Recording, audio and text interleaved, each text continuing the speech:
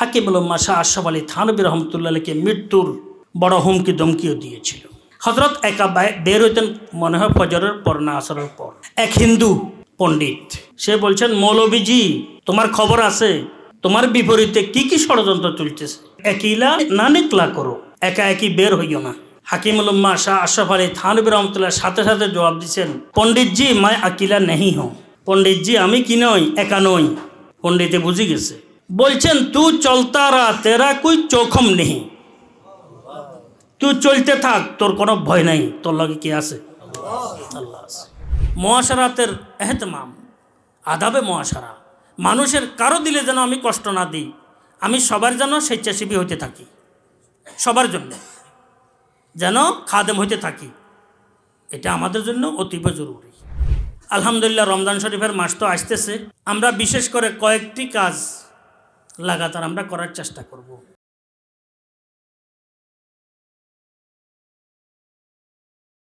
সব সময় মুরব্বীদের এহতেরাম, আজমত, হেদায়েতের উপরে থাকার জন্য সবচাইতে বড় ধরনের একটি আসবাব।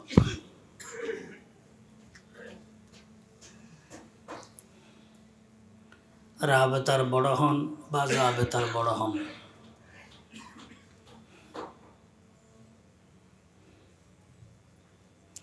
জাবেতার বড় তো সবাই আমরা বুঝছি, এলেমে আমলে বয়সে বড় হওয়াটা, সেটা জাবেতার বড়।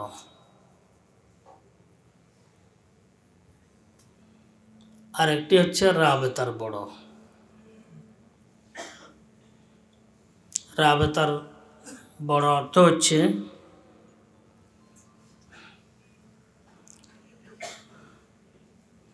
যদিও ছোট হয় কিন্তু কোনো একটি পদে আছে যে আমার উপরে সে, এটা জাবেতার বড়। আমার কথা উল্টো হয়ে গেছে, আগেরটা হচ্ছে রাবেতার, পরেরটা হচ্ছে কি জাবেতার।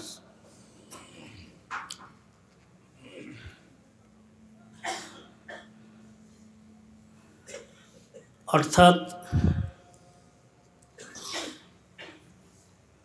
কেউ যদি আমার রাবেতার বড় হয়, জাগতিকভাবে বয়সে বড়, এলেমে বড়, আমলে বড়,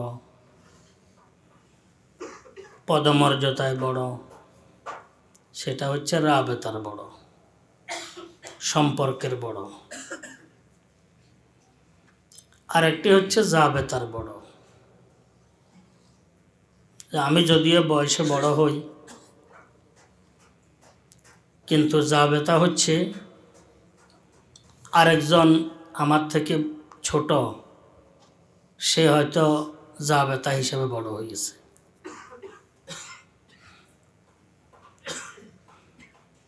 আমি পুরাতন উস্তাদ, দেখা যায় জাবেতা হিসাবে আরেকজনকে নাজিমা তালিমাত বানানো হয়েছে, এটা জাবেতার বড়, আইন হিসাবে বড়, এটাকে আইনি বড় বলা হয়। আরেকটা হচ্ছে সম্পর্কের বড়।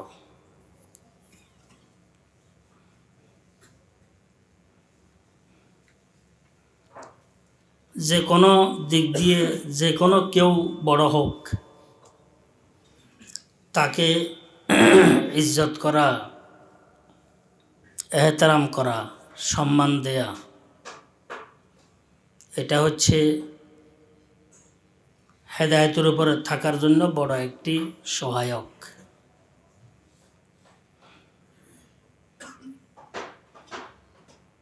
এটার দ্বারা মানামানি এসে যায়, মানাটা সহজ হয়ে যায়।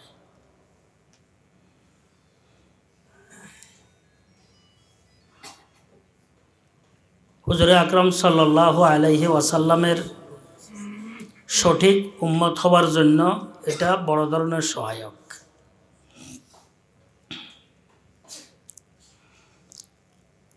তো হেদায়েতের উপরে থাকার জন্য, সঠিক রাহের উপরে থাকার জন্য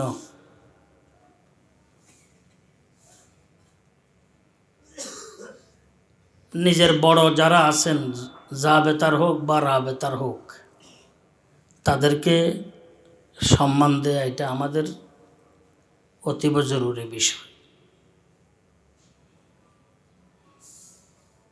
কিয়ামতের আগে এই বিষয়টি উঠে যাবে, এই বিষয়টি থাকবে না।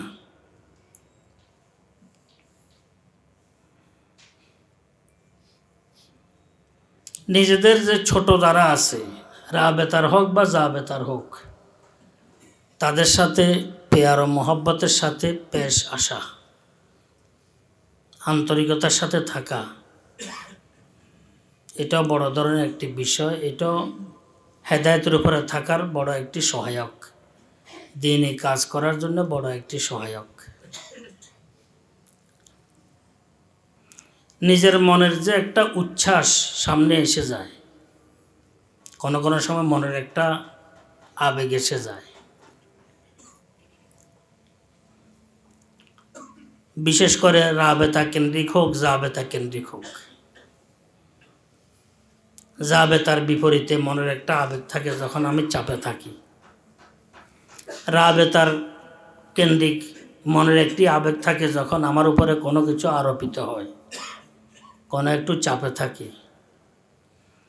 এই যে বড় ধরনের একটি কিছু বলার, মনের রাগ প্রকাশ করার যে বিষয়টি থাকে, কেউ যদি আল্লাহ পাকের তৌফিকে এটার বিপরীত অবস্থান নিয়ে চুপ থাকতে পারে, এটা হচ্ছে সবচাইতে বড় ইসলাহ, ইসলাহের সবচাইতে বড় সহায়ক।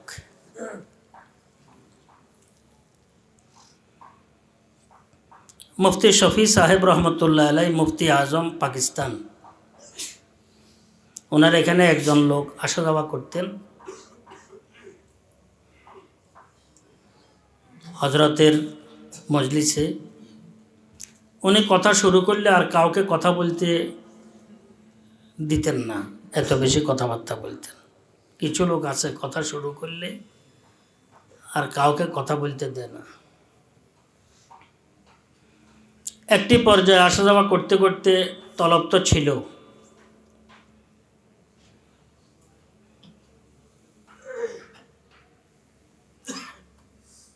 তো ছিল, বায়াত হওয়ার আগ্রহ আসি গেছে, আমি হজরতের হাতে বায়াত হব। কত মানুষ কত দূর দরাজ থেকে এসে হজরত থেকে উপকৃত হইতেছে, আমি কেন উপকৃত হইতে পারবো না? আমি একটু উপকৃত হই। এই লাইনে যে বিষয়টি সবচাইতে জরুরি বিষয়, সেটা হচ্ছে আকিদাত। আকিদাত হচ্ছে সবচাইতে গুরুত্বপূর্ণ বিষয়।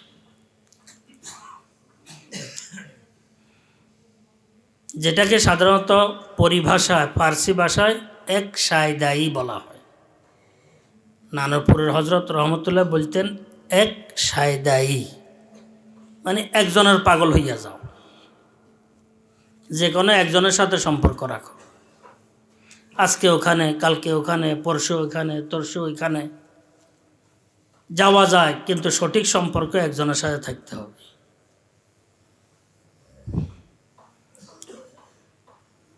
এটা যতক্ষণ পর্যন্ত মজবুত হবে না, ততক্ষণ পর্যন্ত সাধারণত ইসলাহ কঠিন হইয়া যায়। এখান থেকে তাসাব্বুরের শেখের যে মাসালা সুলুকের মধ্যে, সে বিষয়টি এখানে এসে যায়। লম্বা মাসালা, সার এতটুক যে আসলে মহব্বত হইতে হইতে এমন হইয়া যায় যে লাগে যে প্রত্যেকটি কদমে কদমে সমস্যা সমাধানে শেখের বিষয়টি তার কাছে কি হাজির। এটাকে তাসাবুরের শেখ হিসাবে তাবিল করে। মাসালা বলতে গেলে তো বহু লম্বা সময় লাগবে। সুলুকের মাসালা, ইসলাহি মাসালা। বহু শেখ আছেন তাসাবুরের শেখের সবক দেন যে যে কোনো সময় তুমি অপ্রীতিকর বিষয়ের সম্মুখীন হবে, অর্থাৎ গুনাহের চাপের বিষয় সম্মুখীন হবে, তুমি তোমার শেখের তাসাবুর করিও যে আমি আমার হজরতের সামনে বসা আছি, এটা তাসাবুর করিও।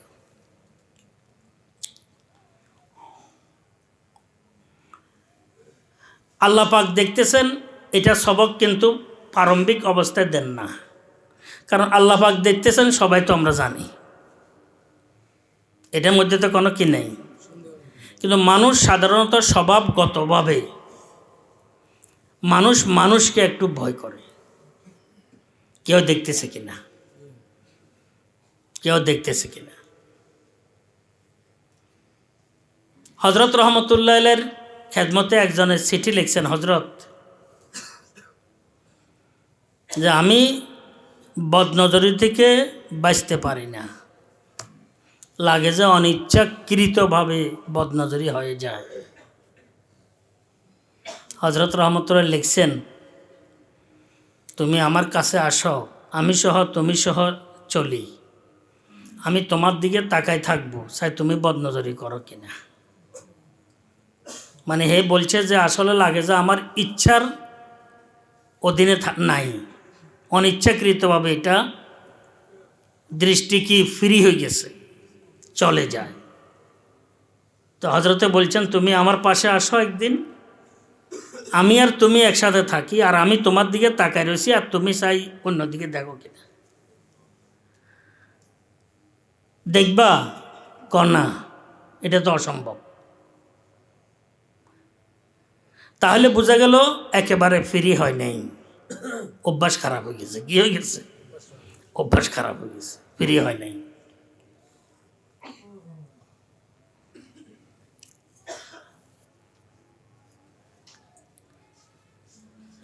তো বলতেছিলাম আসলে বহু শেখ এটা সবক দেন যে তুমি যে কোনো অসুবিধায় পড়বে, সবসময় তো ভালো সোহবত পাবে না। এমনি কথিত আছে যে সমস্ত মানুষ একা একই থাকলে গুনার সম্মুখীন হয়, আক্রান্তির সম্মুখীন হয় বা হওয়ার আশঙ্কা হয়, একা একই থাকিও না, ভালো একটা লোকের সোহবতে চলে যাও। তোমার সাথী হোক, তোমার কোনো উস্তাজ বা একজন মুরব্বী বা ভালো একটা এই লোকালয় যেখানে ভালো পরিবেশ থাকে, গুনাহের পরিবেশ নাই, তুমি সেখানে গিয়ে গুনাহ থেকে বাঁচার চেষ্টা করবে। তো কিছুক্ষণের গুনার একটা চাপ আসে, আবার যখন কিছুক্ষণ একটু আমরা মোকাবেলা করি চাপটা চলে যায়, একটা চাপ আসে, গুনার একটা কি আসে, চাপ আসে। এখন ভালো লোক যদি পাওয়া না যায় বা কোনো লোক যদি পাওয়া না যায়, ভালো বা উস্তাদ বা সাথী বা ভালো পরিবেশ, তখন কি হবে? তখন শেখেরা সবক দেন যে তাসাব্বুরের শেখের একটু তাসাব্বুর করিও, বুঝছেন নি? শেখের একটু কি করিও, তাসাব্বুর করিও। তাসাব্বুর করলে তো দেখবা আস্তে আস্তে ধীরস্থিরভাবে এটা কেটে যাবে তাসাব্বুরের দ্বারায়। হজরত কুতুবে আলম রশিদ আহমদ গাঙ্গুহি রহমতুল্লাহের নিকটে একজন বায়াত হয়েছেন। লোকটা ছিল গান বাদ্যের পাগল, যেখানে বাদ্য গান হবে সেখানে সে যাবেই যাবে। কিন্তু ফিকির যে আসলে হজরতের উসিলায় যেন আমি কি একটু বেঁচে যাই, এটা গুনার কাজ, আর কত। তো একদিন রাত্রে ঘুমাইছে, দেখা যায় গভীর রাত্রে গানের আওয়াজ আসতেছে কোন জায়গা থেকে। এর মাথা খারাপ হয়ে গেছে। কি হয়ে গেছে? মাথা খারাপ হয়ে গেছে। এই ঘুম থেকে উঠে দরজা বন্ধ না করে গাছ দিয়ে মানে দরজা দিয়ে বের না হই অন্য জায়গা দিয়ে মাত্র নামতেছে, দেখে যে গাঙ্গুহি রহমতুল্লাহ দাঁড়ানো অবস্থায় আছে। এ উঠে গেছে, চিন্তা করে কিরে হজরত কোত্থেকে আইলো এখানে, হজরত কোত্থেকে আসছে। এই যে আবার শুছি, কিন্তু শোয়ার পরে আর থাকতে পারে নাই, এতক্ষণ কি হজরত আসেনি, বুঝছেন নি, এতক্ষণ তো হজরত নাই। এবার আরেক দিকে দিয়ে গেছে নামার জন্য, নামার জন্য সেখান দিয়ে গেছে, যাচ্ছে সেখানে হজরত দাঁড়িয়ে রয়েছে। কথা বুঝছেন নি? তো এই আল্লাহ পাক তাকে বাঁচাইছেন। যদি আকিদত এতেমাদ যদি মজবুত থাকে শেখের সাথে, তাহলে এই ধরনের দস্তগিরি নিয়মিত হইতে থাকে। আমি আপনাদেরকে আমার নিজের ঘটনা বলছিলাম একবার। যদি আকিদত থাকে, এতেকাদ থাকে, মেজাজের মিল থাকে, তো এই সমস্ত বিষয়গুলো তার জন্য একদম সহজ হইয়া যায়। আল্লাহ পাক করাই দেন। আসলে গাঙ্গুহি রহমতুল্লাহ এখানে আসেন নাই, বুঝছেন, আল্লাহ পাকের দস্তগিরি হয়েছে। কি হয়েছে? আল্লাহ পাকের দস্তগিরি হয়েছে। এই কারণে সবসময় খেয়াল রাখা দরকার যে আসলে ইসলাহের জন্য যে বিষয়টি, এটা শেখের সাথে মুনাসাবত, যেটাকে বলা মুনাসাবত, যদি মুনাসাবত হয়ে যায়, মিল হইয়া যায় শেখের সাথে, আল্লাহর রহমতে ইসলাহ আর দেরি হয় না, দেরি হয় না। হজরত সুলতানুল আরেফিন সুলতান আহমদ নানপুরি রাহিমাহুল্লাহ তাআলা, আপনারা দেখছেন কিনা আমি জানি না, হজরতের বহু মুরিদ শেষ পর্যায়ে হজরতের সুরত ধারণ করে ফেলছে। সুরত হজরতের ওই মোহাব্বতের কারণে হজরতের সুরত, আকৃতি, বিষয়গুলো তার মধ্যে এসে গেছে। চলাফেরা, খাওয়া দাওয়া, উঠা বসা সবগুলা ওই শেখের মতো হইয়া যায়। নানপুরি হজরত রহমতুল্লাহ কথা বলছি, এটা অহরহ হতে থাকে। এই কারণে একজনের সাথে সম্পর্ক মজবুতভাবে রাখলে তো ওনারও তো দোষ ত্রুটি থাকতে পারে, মানুষ তো মাসুমও নয়, মাহফুজা নয়, কথা বুঝছেন, গুনাহগার। হাকিমুল উম্মাহ শাহ আশরাফ আলী থানভী রহমতুল্লাহ বলছেন যে এতটুকু আকীদত থাকতে হবে, কোন কবিরা গুনাহ হইতে দেখছি আমি নিজে, কিন্তু গুনাহ খারাপ আমার শেখ ভুলের মধ্যে আছে বা আমার শেখের পদস্খলন ঘটছে, এটার জন্য দস্তগিরি মানে একটু সাহায্য করব, দোয়া করব, কিন্তু আকীদতের মধ্যে যেন কোনো রকমের কি ব্যতিক্রম কিছু না হয়, যে মানুষ হিসাবে হয়ে গেছে কিন্তু শেখ আমার শেখ ঠিক আছে। হযরত হাকিমুল উম্মাহ শাহ আশরাফ আলী থানভী রহমতুল্লাহ লিখছেন বাপের ন্যায় মার ন্যায়,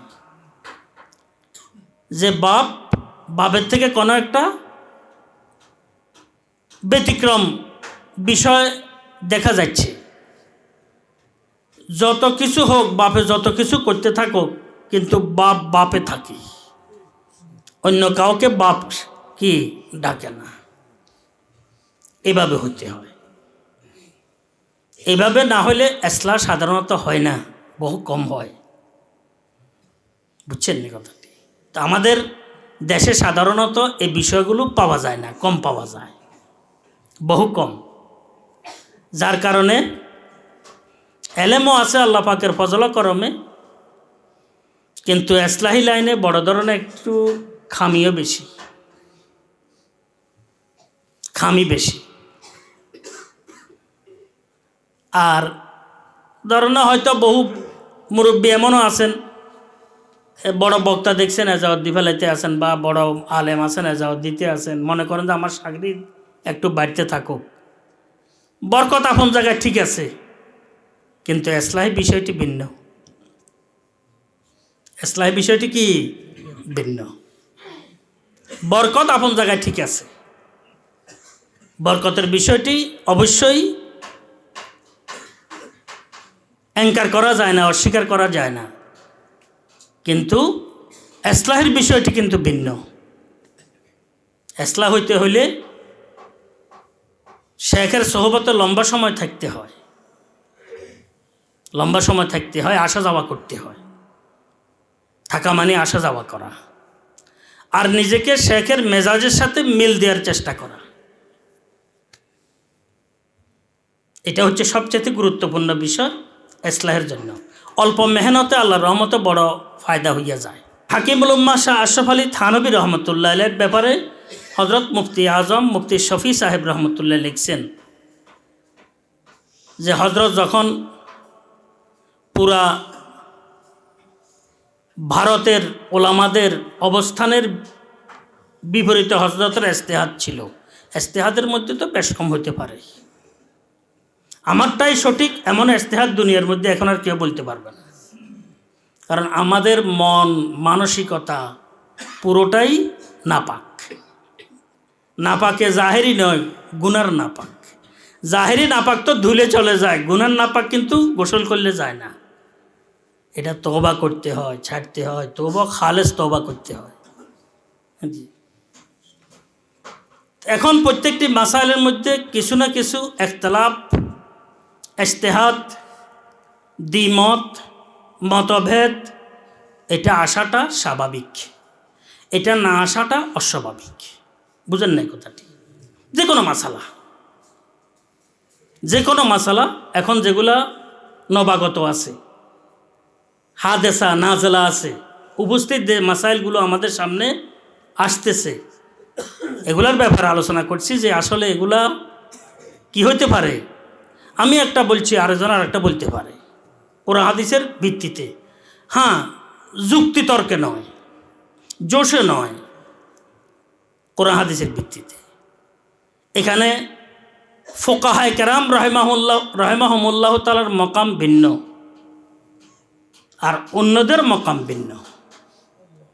ফুকাহায়ে কেরামদের মধ্যে ইজতিহাদ ইস্তেমবাদের কি আছে?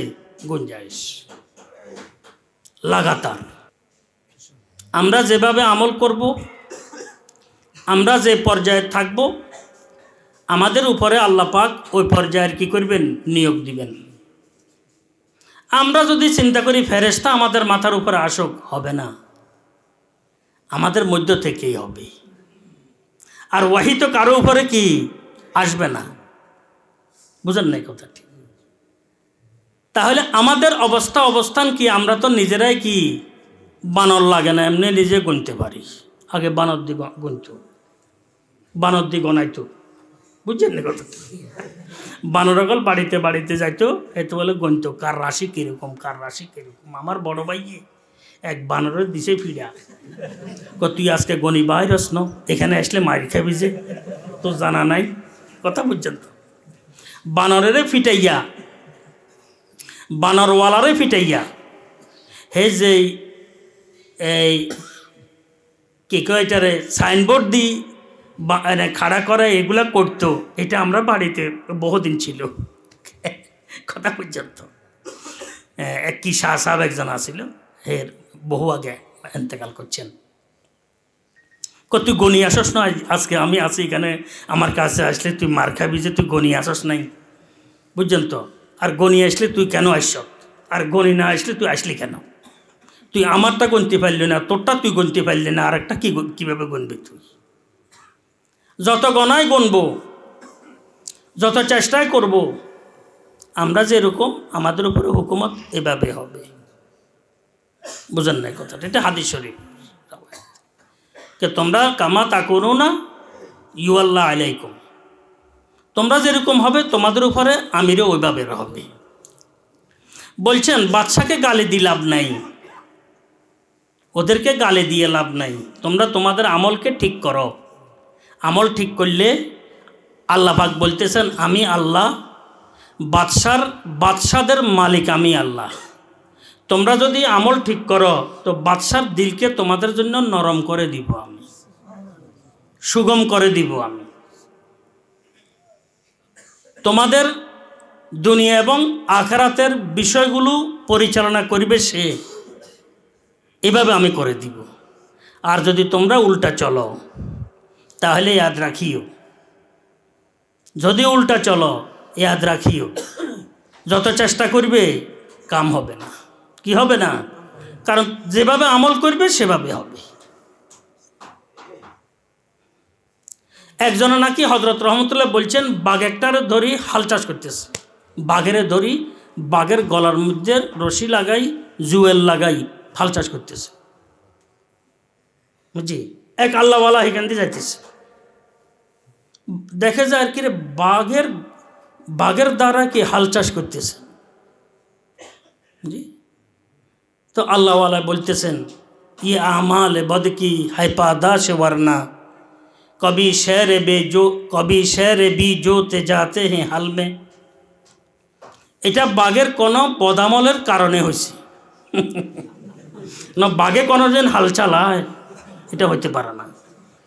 এটা বাঘের কি কারণে হয়েছে? বদামলের কারণে হয়েছে। হে বদামল করছে, এই কারণে তার কাঁধে জুয়াল উঠে গেছে। নেকামল করলে জুয়াল তার কাঁধে কি উঠতো না, কারণ বাঘের কাজ তো হাল চালানোই নয়। আখেরি জমানা আমরা হুর কিরে, ওইখান দিয়ে এটা হয়েছে হুর, এটা করলে ভালো হইব, এটা করলে বাঁচতে পারবা, এটা করলে হইব, এটা করলে হইব, শুধু লড়খড়ানি থাকবে, কাম নইব, কাজ হবে না। আসবাব নিয়ে টানাটানি, কিরে আসবাব নিয়ে টানে, এইভাবে করেন ভূমিকম্প থেকে বাঁচতে পারবেন, এভাবে করেন বাঁচতে পারবেন, এভাবে করলে বাঁচতে পারবেন, এটা করলে বাঁচতে পারবেন। আইলে এদিকে দৌড় দিবেন, সেদিকে দৌড় দিবেন, এদিকে লেখা আছে। এগুলাই হবে কি দৌড়াদৌড়ি, হুড়াহুড়ি। যতক্ষণ পর্যন্ত আল্লাহর হব না, ততক্ষণ পর্যন্ত ভূমিকম্প বন্ধ হবে না। বুঝেন নাই কথাটি? জি হ্যাঁ, জি, কখনো বন্ধ হবে না। সুনামির মোকাবেলা করব আমরা। মোকাবেলা মানে কি বুঝছেন তো? সব কিছু রাখি ভাগবো, এটা হচ্ছে মোকাবেলা। 3 দিন আগে ঘরটর ছেড়ে ভেগে যাব, এটা হচ্ছে কি মোকাবেলা। কাম হইতো না, সুনামি দূরে দুর্নাম সৃষ্টি করিয়া কাম হইতো না, কাম হবে না। তো এই কারণে সর্বপ্রথম যে কাজটি, সেটা হচ্ছে আমরা নিজেরা ঠিক হয়ে যাওয়া। নিজেরা ঠিক না হই, আমাদের বাদশা যেন ভালো হয়, আমাদের বাদশা যেন এরকম হয়, আমাদের প্রধানমন্ত্রী যেন এরকম হয়, আশা করাটা কখনো কি কোরআন এবং হাদিসের বর্ণনা মতে আদৌ ঠিক নয়। নিজে ঠিক হয়ে যাই, নিজেরা ঠিক হয়ে যাই, বদামল ছাড়ে দিই, নেকামল গ্রহণ করি, তাহলে আল্লাহর রহমতে আমাদের উপরে আল্লাহ পাক ওই ধরনের মানুষ নির্ধারণ করবেন, যে মানুষ আমাদের অধিকার কি, যে আমরা পাওনা আছি, এগুলো আমাদের অধিকার সে পূরণ করবে। আর না হলে আমাদেরকে সেঁকি খাবে, কেউ উপর দিয়ে শেখে, কেউ ভিতর দিয়ে শেখে, শেখা কিন্তু চলবে। বুঝছেন? এটা নিয়ে আমি মুফতি শফি সাহেব রহমতুল্লাহের কথা আপনাদের খেদমতে আলোচনা করতেছিলাম। মুফতি আজম যখন পুরা মহাভারতের ওলামায়ে কেরাম একদিকে এক ইজতিহাদ ছিল, হযরত হাকিমুল উম্মাহ শাহ আশরাফ আলী থানভী রহমতুল্লাহের আসাতেজা সহ এক ধরনের সবাই, আর হযরত রহমতুল্লাহ ছিলেন এক অবস্থানে। এটার ইতিহাস কিন্তু খুব বিরল, আমাদের জন্য কিন্তু বহু শিক্ষণীয় বিষয় আছে। একা পুরা হিন্দুস্তানের মধ্যে হযরত হাকিমুল উম্মাহ শাহ আশরাফ আলী থানভী রহমতুল্লাহের বিপরীতে সমালোচনার ঝড়, জন্ম, টর্নেডো, এত বেশি সমালোচনা, তহমত, মিথ্যা, অপবাদ, অতিরিক্ত কথাবার্তা বলে হাকিমুল উম্মাহ শাহ আশরাফ আলী থানভী রহমতুল্লাহকে মৃত্যুর বড় হুমকি ধমকিও দিয়েছিল। হযরত একা বের হইতেন, মনে হয় ফজরের পর না আসরের পর, ফজরের পর। এক হিন্দু পণ্ডিত, সে বলছেন, মৌলবীজি তোমার খবর আছে, তোমার বিপরীতে কি কি ষড়যন্ত্র চলতেছে, একিলা না নিকলা করো, একা একই বের হইও না। হাকিমুল উম্মাহ শাহ আশরাফ আলী থানভী রহমতুল্লাহ সাথে সাথে জবাব দিচ্ছেন, पंडित जी मैं अकेला नहीं हूँ। पंडित जी আমি কি নই, একা নই। পণ্ডিতে বুঝে গেছে বলছেন তু চলতা রা তেরা কুই চোখম নেই, তুই চলতে থাক, তোর কোনো ভয় নাই, তোর লগে কি আছে? আল্লাহ আছে। বুঝেন না? হজরত মুফতি আজম মুফতি শফি সাহেব রহমতুল্লাহ বলছেন ওই সময়ের মধ্যে হজরতের সাথে আমাদের সম্পর্ক, এই বিষয়টিকে টিকিয়ে রাখা আমাদের জন্য কত কঠিন, যেটা আসলে ভাষায় বর্ণনা করা সম্ভব না। কতটুক এশক থাকলে, কতটুক মহব্বত থাকলে, সবগুলোর কি বিপরীতে একটি অবস্থান, আর সবাই বিভিন্ন রকমের রঙের তহমত ইত্যাদি দিয়ে জর্জরিত করার চেষ্টা করতেছে, আর হযরত হাকিমুল উম্মাহ শাহ আশরাফ আলী থানভী রহমতুল্লাহ আলাইহি আপন অবস্থানে সুদৃঢ়। বহু কষ্ট, বলছে এত কষ্ট হয়েছে যেটা কল্পনার বাইরে। কিন্তু পরে তো হযরত হাকিমুল উম্মাহ শাহ আশরাফ আলী থানভী রহমতুল্লাহ আলাইহির রায় যেটা ছিল, সাধারণত এটাই সামনে এসে গেছে। এটাকে হযরত খাজা আজিজুল হাসান মাজজুব রহমতুল্লাহ আলাইহি খুব সুন্দর ভাষায় বলছেন। উনি তো হয়েছেন শায়ের। চমন কা রং গেগো তূনে সরাসর এ খেজা বদলা, না हमने शाख गुल छोड़ी ना हमने आशिया बदला। चमन का रंग गेगो तूने सरासर ए खजा बदला, हे मौसम खजा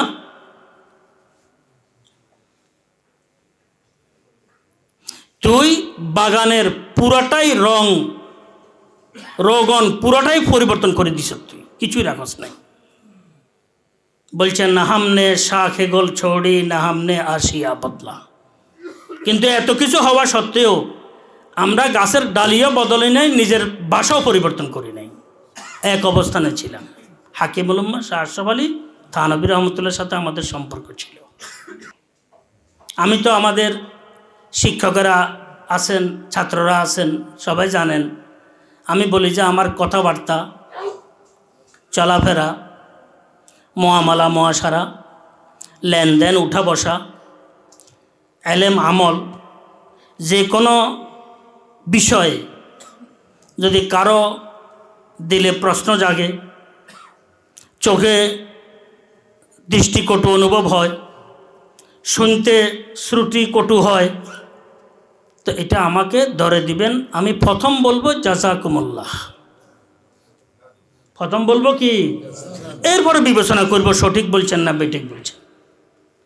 যদি উনি সঠিক বলেন, ওনারটা গ্রহণ করতে আল্লাহর রহমতে 1 সেকেন্ডও লাগবে না। আল্লাহর রহমতে এতটুকু, আল্লাহর রহমতে হযরত রহমতুল্লাহ আলাইহির উসিলা ইনশাআল্লাহ এতটুকু মানসিকতা আছে আল্লাহর রহমতে। এটা আমাদের কিছু না, হযরত রহমতুল্লাহ আলাইহির দোয়া। আর এতটুকু যে বেঠিক বললে উনাকে বদদোয়া দিবে এমন নয়, এটা বিবেচনা করে যদি উনি চান তো উনাকে বুঝে দেওয়ার চেষ্টা করব, বুঝে নেওয়ার চেষ্টা দায়িত্ব উনার, কিন্তু বুঝে দেওয়ার কি করব, চেষ্টা করব। নিজের মন এবং মানসিকতার বিষয়টি, এটাকে প্রকাশ করার থেকে বিরত থাকা। যখন একটা জোশ আসে যে এর বিপরীতে আমি কথা বলি, আমার রাগ প্রশমিত করি, মনের ক্ষোভ প্রকাশ করি, তখন সেখানে ব্রেক দেওয়াটা, এটা হচ্ছে ইসলাহের জন্য বড় কি গুরুত্বপূর্ণ বিষয়, ইসলাহের জন্য বড় গুরুত্বপূর্ণ বিষয়। আলহামদুলিল্লাহ রমজান শরীফের মাস তো আসতেছে। আমরা বিশেষ করে কয়েকটি কাজ লাগাতার আমরা করার চেষ্টা করব। 1 নম্বরে দেশের জন্য দোয়া করব, বড় পরের বিষয়। 1 নম্বরে দেশের জন্য, জনগণের জন্য, মোমেন মুসলমানদের জন্য, মাদ্রাসা মসজিদের জন্য, দ্বীনি কর্মসমূহের জন্য আল্লাহর দরবারে কি করব, যে আমাদের বদামলির কারণে যেন এগুলোর উপরে কোনো রকমের আঘাত না আসে। 2 নম্বরে নিজেদের আমলগুলোর ইসলাহ করার চেষ্টা করব। সব বিষয় সুন্নতের উপরে নিজেদেরকে আনার চেষ্টা করব। নেক আমল সুন্নতে, সুন্নতই নেক আমল, নেক আমলই সুন্নত, আর দ্বিতীয় নাই। জি, সুন্নতের উপরে ইনশাআল্লাহ আমরা আসার কি করব, চেষ্টা করব। 3 নম্বরে আমাদের আকাবের, আসলাফদের, আসাতেজাদের, দ্বীনি প্রতিষ্ঠানগুলার এহতেরাম, আজমত, ইজ্জত রক্ষা করার চেষ্টা করব। এটা খুব জরুরি বিষয় কিন্তু। আকাবেরদের আসাতেজাদের, আসলাফদের, দিনী প্রতিষ্ঠানের আজমত, এহতেরাম, ইজ্জত রক্ষা করার কি করব? চেষ্টা করব। 3 নম্বর বললাম। জি। 4 নম্বরে এহতেমামে সলাতের খুব পাবন্দি করব। কিসের? এহতেমামে সলাহ, নামাজের এহতেমাম, কাবলিয়া বাদিয়া সুন্নত সহ ধীরস্থির ভাবে সুন্নত মোতাবেক খুশুখুজুর সাথে আল্লাহ পাকের দরবারে দাঁড়াইছি হিসাবে আল্লাহ দেখছেন, এই মানসিকতা নিয়ে নামাজের কি এহতেমাম করব। নিজেও এহতেমাম করব, নিজের পরিবার পরিজন আত্মীয় স্বজন ইমাম হইলে মুসল্লিয়ানে কেরামদের খেদমতেও অনুরোধ করব এহতেমামে সলাতের। কিসের? 2 নম্বরে এহতেমামে কোরআনে করিমের তেলাওয়াত। কিরে? কোরআনে করিমের তেলাওয়াতের এহতেমাম করব। দিল পরিষ্কার হতে থাকবে, কোরআনে করিমের এহতেমাম এটা অতীব জরুরি বিষয়, কিন্তু এটা আমাদের থেকে একদম কি কমে গেছে, কিছুই নেই কোরআনে করিমের এহতেমাম। 3 নম্বর এহতেমামে মামুলাত, নিজের মুরব্বীর পক্ষ থেকে প্রদত্ত মামুলাতের কি এহতেমাম করব। যতটুকু পারি লাগাতার এহতেমাম করার চেষ্টা করব। মামুলাত আদায় এটা এই তরক্কির জন্য সিঁড়ি। 4 নম্বরে এহতেমামে দাওয়ামে জিকির। কি বলছি? এহতেমামে লাগাতার যে কোনো জিকিরের সাথে, দরুদ শরীফের সাথে, ইস্তেগফারের সাথে নিজেকে কি করে রাখবো? লাগায় রাখবো। 5 নম্বরে এহতেমামে দোয়া। কিরে? এহতেমামে দোয়া, আল্লাহর দরবারে লাগাতার দোয়া দিয়া কান্নাকাটির মধ্যে থাকবে। 6 নম্বরে এহতেমামে সফাইয়ে মুআমালাত। কি বলছি? মুআমালা যেন সাফ থাকে, কারো 1 পয়সা যেন আমার মাথার উপরে না থাকে। আল্লাহ আমাদেরকে হেফাজত করো। জীবনের ভুল ত্রুটি হলে ক্ষমা করে দেওয়া আল্লাহ। যাদের হক আমাদের উপরে আছে তাদেরকেও ক্ষমা করে দিও। আর জানা থাকলে এগুলো আদায় করার চেষ্টা করব ইনশাআল্লাহ। 7 নম্বরে এহতেমামে সাফাইয়ে মুআশারাত। কিরে? জি, আদাবে মুআশারাত। কিরে? এহতেমামে আদাবে মুআশারাত, মুআশারাতের এহতেমাম, আদাবে মুআশারা। মানুষের কারো দিলে যেন আমি কষ্ট না দিই, আমি সবার যেন স্বেচ্ছাসেবী হইতে থাকি, সবার জন্য যেন খাদেম হইতে থাকি, এটা আমাদের জন্য অতীব জরুরি। এরপরে এহতেমামে ফজিলত সম্পন্ন এই রোজাসমূহ, এটার এহতেমাম অতীব জরুরি বিষয়। এগুলার এহতেমাম করবো ইনশাআল্লাহ। আলহামদুলিল্লাহ বহু কথাবার্তা হয়েছে, তো আমিও দুর্বল হয়ে গেছি। তো খেয়াল করছি আগামী সপ্তাহ হইতে আমাদেরও পরীক্ষা, বিভিন্ন মাদ্রাসায় পরীক্ষা, ওস্তাদরাও ব্যস্ত থাকবেন। তারপরে আমিও একটু সাধারণ বিশ্রাম নিই, বিশ্রাম তো নাই, তারপরে একটু বিশ্রাম নিই। তো রবিবারের বয়ান এই আগামী থেকে একদম মুহররম পর্যন্ত বন্ধ থাকবে ইনশাআল্লাহ। মুহররমের সপ্তাহের প্রথম রোববার হইতে ইনশাআল্লাহ বয়ান শুরু হবে। কারণ এখনের পরে আপনার এই পরীক্ষার পরে রমজান চলে আসতেছে, রমজানের পরে একটু সফর আছে হজের, সবার কাছে খেদমত দোয়া রইল। হজের থেকে আস্তে আস্তে আপনার মুহররম চলে আসবে। তো এই কারণে একদম মুহররম মাসের প্রথম রোববার হইতে ইনশাআল্লাহ তাআলা আমরা কি করবো। আর আমি বিশেষভাবে আপনাদের খেদমতে দোয়ার প্রার্থী। বহু কথাবার্তা বলছি, আল্লাহ পাক যেন বিশেষভাবে আমাকে, আমল তো করতে পারি না, যেন আমলের ফলাফল দান করেন। হযরত ইমাম হাসান বসরি রহমতুল্লাহ বলছেন, আমার কথাকে যখন আমার কাজের উপরে ফিট করার চেষ্টা করি তো আমি মুনাফিক সাবেত হইয়া যাই। কি সাবেত হইয়া যাই? যখন কথার কাজে মিলাইতে যাই তো আমি কি সাবেত হই? মুনাফিক সাবেত হইয়া যাই। তো এমন অবস্থা, আমারও জর্জরিত অবস্থা। আমার জন্য বিশেষভাবে এই শাবান মাসে, রমজান শরীফের মাসে, তারপরে শাওয়ালে, আলহামদুলিল্লাহ হজের মৌসুমে ইনশাআল্লাহ আমার জন্য দোয়া করবেন। আমি আপনাদের জন্য ইনশাআল্লাহ তাআলা দোয়া করব। আল্লাহ পাক সবাইকে সেহত ও আফিয়তে রাখেন, ঈমান ও সালামতে রাখেন। আল্লাহ পাক সবাইকে কবুল করেন। আফাতে জাহেরা বাতানা বলিয়াত থেকে আল্লাহ হেফাজত করেন। আমাদের বাংলাদেশকে আল্লাহ পাক বিভিন্ন রকমের ষড়যন্ত্র থেকে হেফাজত করেন। আমাদের বাংলাদেশকে আল্লাহ পাক হেফাজত করেন। আমাদের বাংলাদেশকে আল্লাহ পাক যাদের মাধ্যমে জানি না কার মাধ্যমে আমাদের সর্বস্তরের জনগণ এবং দিনী প্রতিষ্ঠান, মসজিদ, মাদ্রাসা, হক্কানি, রব্বানি, আলেমুলামাদের সাথে সম্পৃক্ত দিনদার মোমেন মুসলমান এবং দিনী কাজসমূহ যার মাধ্যমে আল্লাহ পাক পরিচালনা করা সহজ হবে, তাকে আল্লাহ পাক নির্বাচনে নিয়ে আসেন, কবুল করেন। আমাদের হুকুমতকে আল্লাহ পাক দিনদার বানাই দেন। হুকুমতে বহু দল মত আছে, আল্লাহ পাক যেটা ভালো হয় আমাদের জন্য ওই দলকে আমাদের উপরে কি নিযুক্ত করেন। জি, ওই দল মত পরস্পর বিভিন্ন রকমের কলহ, দ্বন্দ্ব, মতভেদ, মতবাদ, একতলাফ, দ্বিমত, গীবত, শিকায়ত থেকে সবাইকে হেফাজত করেন। এটা সবসময় দোয়া করবেন। মুসলমানদের ইত্তেফাক, ইত্তেহাদ এটা মূল উন্নতি অগ্রগতির পুঁজি। মুসলমানদের মধ্যে একতলাফ, দ্বিমত, মতভেদ, মতবাদ এটা মুসলমান ধ্বংস হওয়ার একমাত্র কারণ। এই কারণে কোনো সুরতে আমরা অনাহুত কথাবার্তাগুলো আমরা বলতে থাকবো না, আল্লাহর কাছে দোয়া করব। সক্রিয়ভাবে তো সাধারণত আমরা কেউ রাজনীতির সাথে জড়িত নাই বলে আমার মনে হয়, কথা বুঝছেন তো। তাহলে কথাবার্তা বলে আমরা চায়ের কাপ কেন নষ্ট করব, খানার দস্তরার খান কেন কি কলুষিত করব, নিজের মুখ কেন নষ্ট করব, মানসিকতা কেন নষ্ট করব, দোয়া করতে থাকবো। কি করতে থাকবো? সবার সাথে আমরা মুসলমান ভাই ভাই, কেউ আমাদের কি দ্বিতীয় নাই, সবাই কি আপন। আল্লাহ পাক যেন সবাইকে আপন হিসাবে, ভাই ভাই হিসাবে থেকে সর্বস্তরের সর্বদলের মধ্যে যেন ইত্তেফাক, ইত্তেহাদ, ভ্রাতৃত্বের বন্ধন যেন আল্লাহ পাক মজবুত করে দেন। আমাদের আব্বা আম্মা, দাদা দাদি, নানা নানি সহ যাদের হক আমাদের উপরে আছে, সবাইকে আল্লাহ পাক যারা দুনিয়া থেকে চলে গেছেন, হাবিব সাল্লাল্লাহু আলাইহি ওয়াসাল্লামের সর্বস্তরের উম্মত, সবাইকে আল্লাহ মাগফিরাত করেন, তাদের মোকাম বুলন্দ করেন।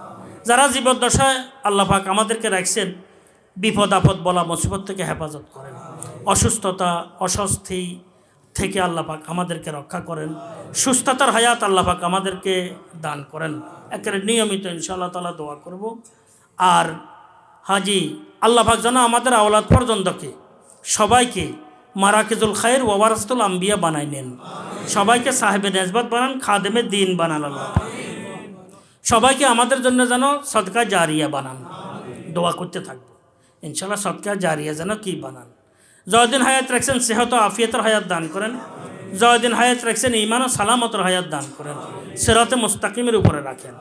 যখন দুনিয়া থেকে যাওয়ার সময় হবে হাজি, আল্লাহ পাক যেন সুস্থতার সাথে আল্লাহ পাক আমাদেরকে রাখেন, পরনির্ভরতার হায়াত থেকে আল্লাহ পাক আমাদেরকে হেফাজত করেন, জটিল কঠিন কষ্টদায়ক রোগ শোক থেকে আল্লাহ আমাদেরকে হেফাজত করেন, সমস্ত মুসলমানদেরকে হেফাজত করেন, সমস্ত মুসলমানদেরকে হেফাজত করেন।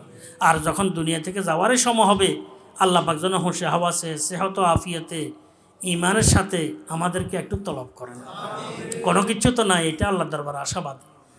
আর আমাদের কাছে কোনো উসিলা নাই, কোনো আমল নাই, কিচ্ছু নাই, গুনাহে ভরা। আল্লাহ পাক যেন আল্লাহ পাকের হাবিব সাল্লাল্লাহু আলাইহি ওয়াসাল্লামের উম্মত হওয়ার উসিলায় সুবাদে আমাদেরকে বিনা হিসাবে আল্লাহর হাবিবের পাশে জান্নাতের মধ্যে একটু জায়গার ব্যবস্থা করে। জি, অবা এটা হাদিস শরীফের মধ্যে আছে, আসআলুকা মুরাফাকাতাকা ফিল জান্নাহ। কথা বুঝছেন তো? আল্লাহ পাক যেন আমাদেরকে আল্লাহ পাকের হাবিবের পাশে না দেখে দূরে থেকে বহু বছর পরে আমরা আশহাদু আন্না মুহাম্মাদার রাসূলুল্লাহ বলি। কি বলতেছি? আমরা বলতেছি আশহাদু আল্লাহ ইলাহা ইল্লাল্লাহ। আল্লাহ এটার উপরে আমাদেরকে মৃত্যু পর্যন্ত রাখেন, ইহকালও কামিয়াবি দান করেন, পরকালও কামিয়াবি। আল্লাহ পাকের নেক বান্দারা যত নেক দোয়া করছেন, করতেছেন, করবেন, সব নেক দোয়ার মধ্যে আমাদেরকে শরীক করেন। আল্লাহ পাকের নেক বান্দারা যে যে জায়গার মধ্যে যে যে মৌসুমে যত বিষয়গুলো থেকে পানা চেয়েছেন, আল্লাহ পাকের দরবারে কি দোয়া করছেন পানা চাওয়ার জন্য, সব বিষয়গুলো থেকে, গুনাহগুলা থেকে, বিপদ আপদ থেকে আমাদেরকেও পানা দান। আমাদের টুটাফুটা যে দোয়া আছে, দোয়ার মধ্যে আল্লাহ পাকের সমস্ত বান্দাদেরকে আল্লাহ পাক শরীক করেন। ও আখিরু দাওয়ানা আনিল হামদুলিল্লাহি রাব্বিল আলামিন।